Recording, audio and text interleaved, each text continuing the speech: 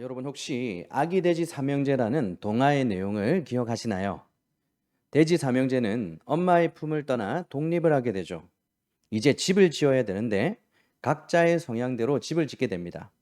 첫째 돼지는 빨리 집을 짓고 놀고 싶은 마음에 구하기 쉽고 엮기 편한 지푸라기로 대충 집을 짓게 돼요. 그리고 둘째 돼지는 첫째보다는 낫지만 그도 수고로움을 피하고 싶어서 숲에서 준 나뭇가지로 집을 짓게 되죠. 그런데 마지막 셋째 돼지, 그는 당장 놀고 싶고 쉬고 싶지만 만약을 위해서 무겁고 단단한 벽돌을 차곡차곡 쌓아 올려 튼튼한 집을 짓게 됩니다. 그런데 어느 날 배가 고픈 늑대가 이 돼지들을 노리게 되죠.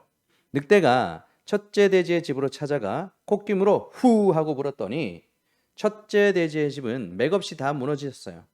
놀란 첫째 돼지가 둘째 돼지의 집으로 도망을 가죠. 쫓아온 늑대가 둘째 돼지의 집에 콧김을 불었더니 무너지지 않았어요. 그러나 몸으로 부딪히니 너무 쉽게 무너져 버렸죠. 이에 놀란 첫째와 둘째 돼지는 혼비백산해서 막내 셋째 돼지의 집으로 피신하게 됩니다. 늑대는 여기까지 쫓아왔죠. 이제 여기까지 무너지면 세 마리의 돼지는 늑대에게 잡아먹힙니다. 그러나 벽으로 만든 집은 콧김을 불어도 몸으로 부딪혀도 무너지지 않았어요. 오히려 늑대 몸만 상하게 되었죠. 제가 오늘 이 본문의 말씀을 묵상하면서 왜 아기 돼지 삼형제 이야기가 떠올렸냐면 1절 말씀을 보시면 지식은 교만하게 하고 사랑은 덕을 세운다라고 하죠. 바로 이 말씀 때문이에요. 여기서 교만하게 하다라는 말의 헬라 원어적 의미가 바로 바람을 불어넣어 부풀리다라는 뜻이에요. 풍선에 바람을 훅 불어넣으면 부피가 커지잖아요. 겉보기에는 커 보이지만 속은 텅 비어 있어요. 그래서 바늘로 콕 찌르면 터져버리거나 늑대 입김 한 분에 훅 날라버리는 이런 헛된 거품과 같다라는 거예요. 반면 이 덕을 세운다라는 말의 원어적 의미는요. 집을 짓다, 건축하다라는 뜻이에요. 즉 사랑은 셋째 돼지의 집처럼 단단한 벽돌을 하나하나 차곡차곡 쌓아 올려 절대 무너지지 않는 튼튼한 집을 짓는 것과 같다라는 말씀이죠. 여러분, 바울이 오늘 말하는 지식은 헛된 지식이 아니에요. 성경 말씀을 아는 지식, 교리를 아는 지식을 말해요. 우리 신앙에서 교리적 지식은 너무 중요하죠. 그런데 그렇게 중요한 지식이라 할지라도 사랑이 빠져버리면 결국 바늘로 찌르면 터져버릴 풍선이나 입김에 날아갈 지푸라기 집이 되어버린다라고 경고하고 있는 거예요. 대체 어떤 이유 때문에 바울이 이렇게 강하게 말씀하고 있는 것일까요?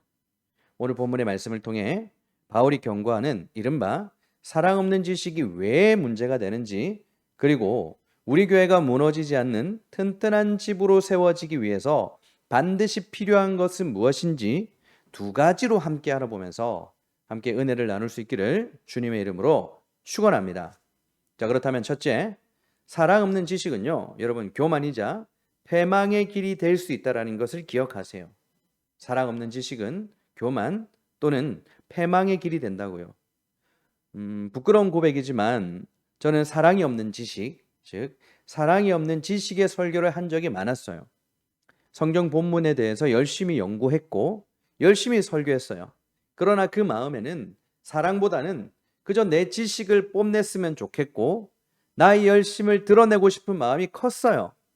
그래서 사람들이 알아줬으면 좋겠다라는 생각이 컸어요. 결국은 이제 하나님의 말씀을 통해서 정죄하기 시작했었죠.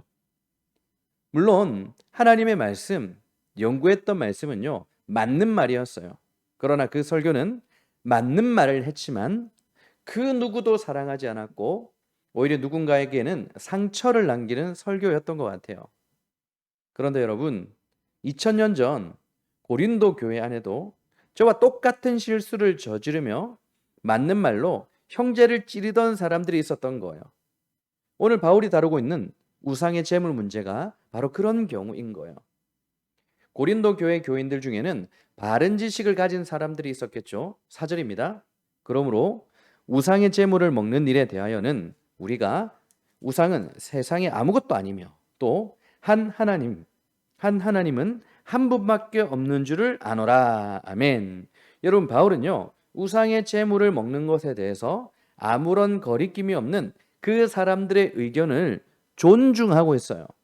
그들의 지식, 온 우주에는 하나님 한 분밖에 없다며 하나님만이 유일한 신이라며 다른 신은 없다는 그들의 지식은 맞는 말이에요. 유일신에 대한 그들의 지식에 대해서 옳다라고 동의하고 있다라는 겁니다. 당시 고린도와 같은 로마 제국의 대도시에 있는 신전은요, 단순히 종교 의식만을 치르는 신전이 아니었어요. 신전 안팎에는 트리클리니움이라고 불리는 식사의 공간이 마련되어 있습니다. 오늘날로 치면 시청, 고급 레스토랑, 그리고 컨벤션 센터, 그 모든 역할을 우상의 신전이 겸하고 있었다고요. 그리고 상업도시였던 고린도에는 직업별로 여러 가지 조합들이 있었는데요. 이들의 모임은 주로 신전에서 우상에게 바쳐진 그 고기를 먹으며 진행되었던 거예요. 이런 식사 자리에 빠진다는 것은 비즈니스 네트워크에서 스스로 고립을 시키는 것, 다시 말해 생업을 포기하는 것과 마찬가지였던 것이죠. 또한 고린도 전서를 시작하면서 말씀드렸던 후원자와 수혜자의 문화가 여기에도 영향을 끼쳤어요. 부유했던 후원자가 생일이나 결혼식 혹은 가문의 중요한 행사를 할 때는 신전의 연회장을 빌려서 할 때가 많았어요. 만약 그 수혜자 중에 기독교인이 있는데 그가 우상의 신전에는 가지 않겠다라고 하는 것, 그것은 후원자에 대한 공개적인 모욕이자 단절을 의미했던 것이죠. 뿐만 아니라 여러분, 고기라는 식재료는요, 당시 1세기의 평민들에게 평소 먹기 힘든 매우 비싼 음식이었어요. 가난한 사람들에게 신전에서 열리는 대규모 연회나 축제는요, 사실상 1년에 몇 안 되는 최상급 고기를 배불리 먹을 수 있는 유일한 기회가 되었다고요. 자, 그런데 이때 우상은 세상에서 아무것도 아니고 오직 하나님 한 분만 계신다는 올바른 지식을 가진 사람들이 있는데요. 그들이 우상은 가짜고 나무 토막 같은 거 밖에 안 되니까 신전에서 고기를 먹든 말든 이 내용원에는 아무런 해가 되지 않는다, 확실하게 믿으며 자신의 영적 자유를 자랑하듯 신전 연회에 아무런 거리낌 없이 참여하고 그 고기를 먹었던 거예요. 여러분, 물론 그들의 생각은 틀린 게 없어요. 바울도 맞다라고 맞장구를 치고 있잖아요. 그러나 바울의 요지는 이거예요. 너희의 지식은 옳았지만 너희의 사랑은 완전히 틀렸다라는 겁니다.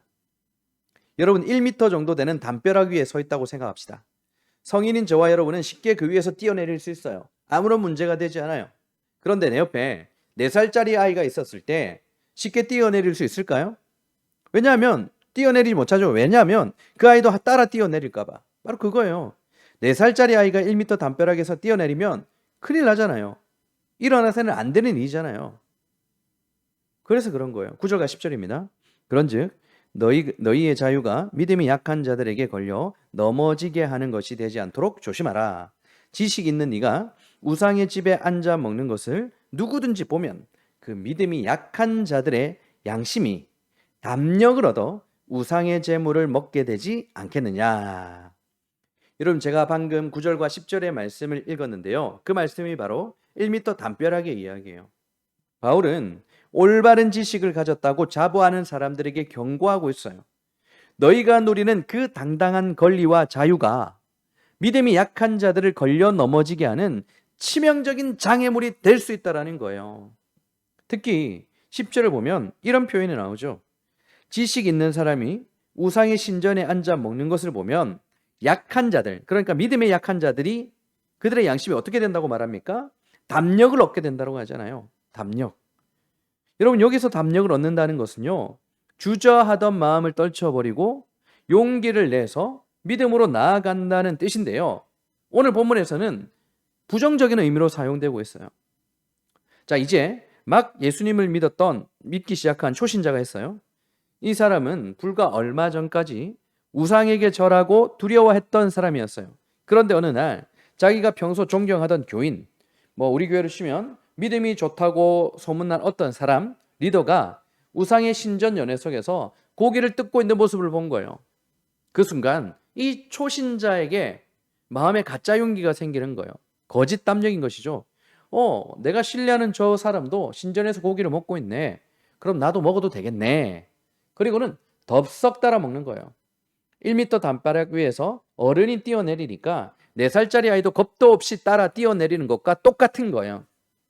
그런데 문제는 이겁니다. 먼저 고기를 먹었던 지식 있는 사람은요, 우상은 세상에서 아무것도 아니고 이건 그저 하나님이 주신 음식일 뿐이야 라고 그런 확고한 믿음의 뼈대가 있잖아요. 하지만 초신자는 달라요.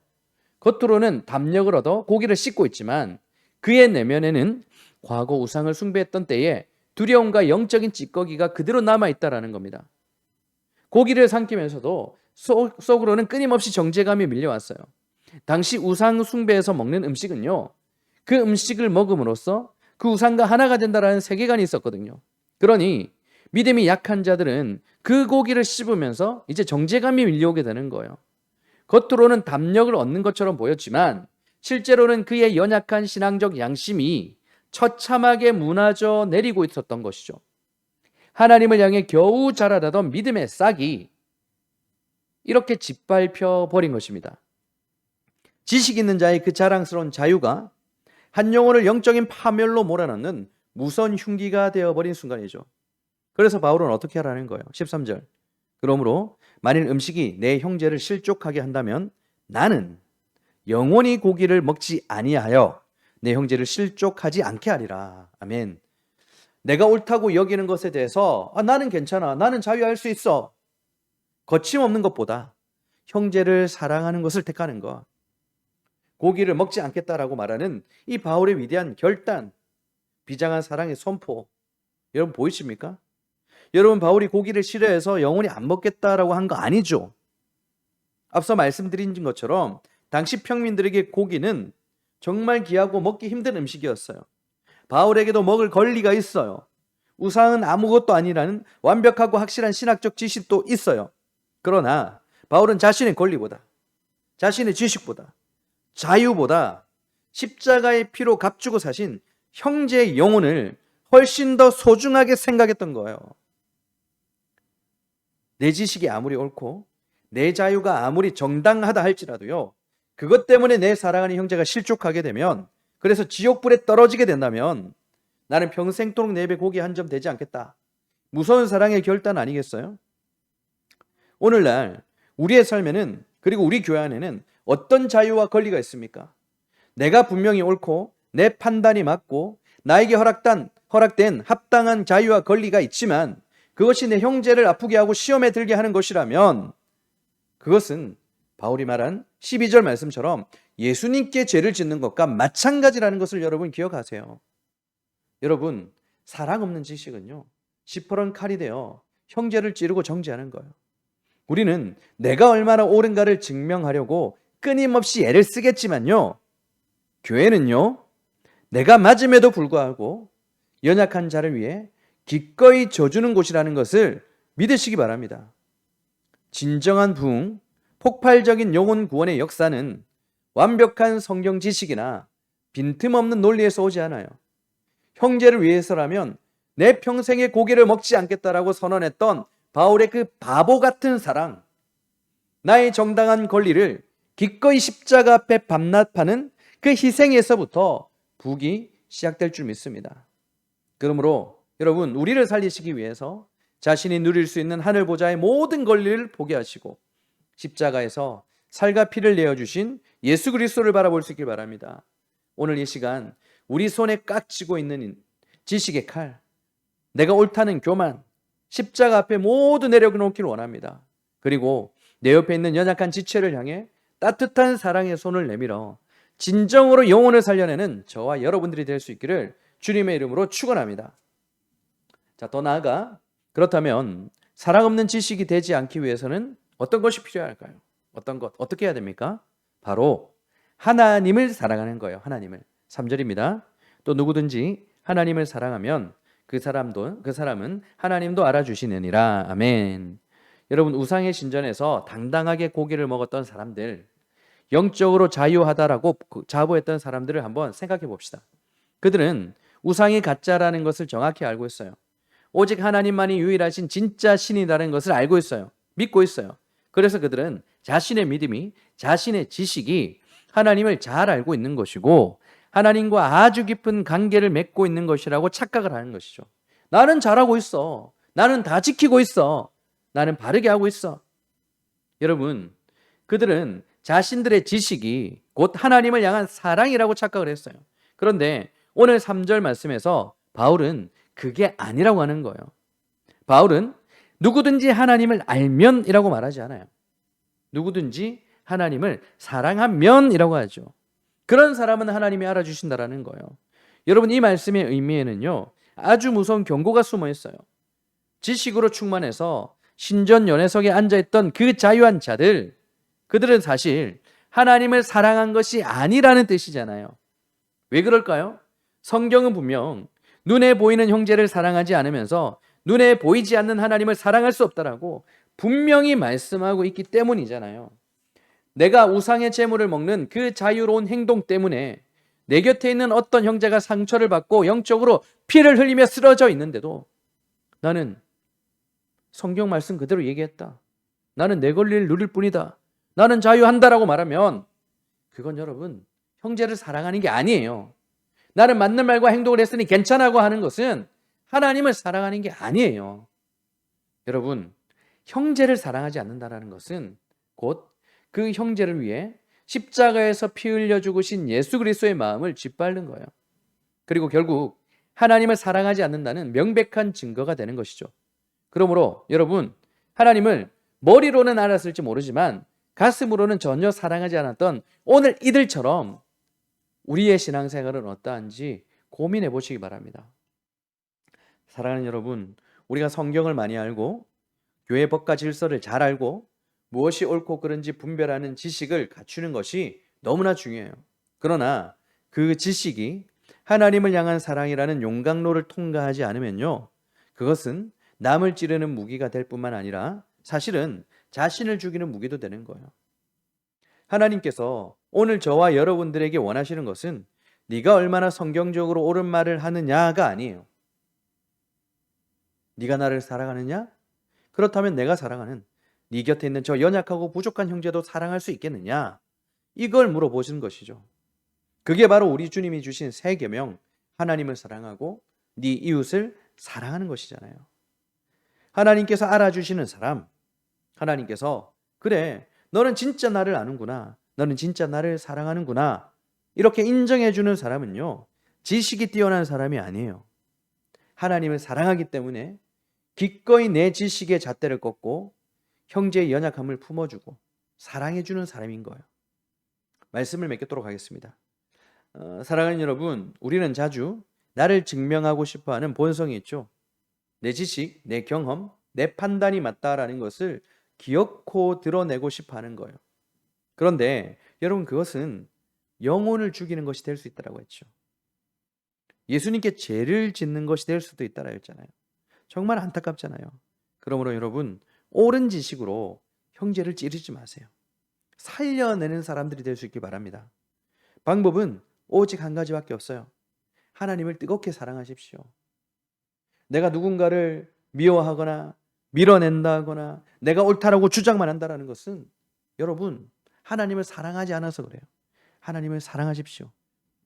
나를 살리기 위해 하늘의 보좌 모든 특권을 포기하시고 십자가에 달리신 그 주님을 온 마음과 온 뜻과 온 정성을 다해서 깊이 사랑하시기 바랍니다.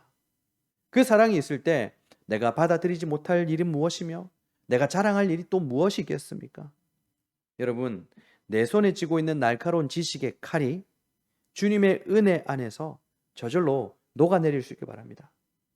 바로 그때에 연약한 형제를 끌어안는 따뜻한 사랑의 팔로 변화될 줄 믿습니다. 그러므로 여러분, 오늘 하루 하나님을 향한 뜨거운 사랑을 가슴에 품고 세상을 향할 때, 그리고 내 곁에 있는 지체들을 향할 때 생명을 흘려보낼 수 있는 귀한 하루가 될 수 있기를 우리 주님의 이름으로 축원합니다. 우리 함께 말씀을 기억하면서 기도하는 시간을 가지도록 하겠습니다.